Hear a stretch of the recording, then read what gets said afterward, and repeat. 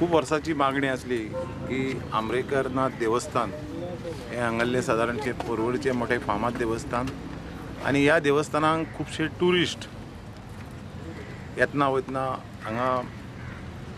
दर्शन घेवपाक येता, तशें लोकल्सूय येता आणि ह्या परवडच्या भागांतले येता। मोठे उत्सव हांगा 2-4 जाता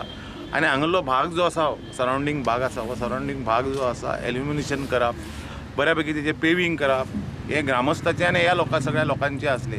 आणि जेणे करून हो भायलो जो भाग आसा तो ब्युटिफाय जातलो आणि मोठ्या प्रमाणात टुरिस्ट आणि हांगल्ले आमचे ह्या परिसरांतले लोक हांगा येवपाक, तांकां बसपाक, सानवेळा बसपाक ही ओपन स्पेस आहा पळय ती ब्युटिफाय करची अशी आसली। साधारणपणे 1,25,00,000 म्हणून हो भाग जो आहा तो पूर्ण पेविंग करप, एल्युमिनेशन करप, हांगाचे कंपाउंड वॉल जे आसा पळय फक्त फाउंडेशन घालून तेच्या वयर ते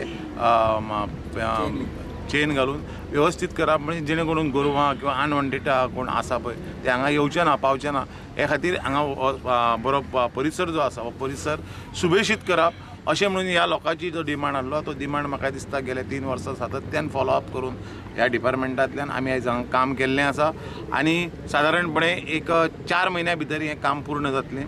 4 म्हयन्या पयलींच म्हणया, पूण हें काम पूर्ण जातलें आणि हें काम मागीर पूर्ण जाल्ल्यान देवस्थानाक आणि हांगल्या लोकां खातीर लोकार्पण जातलें।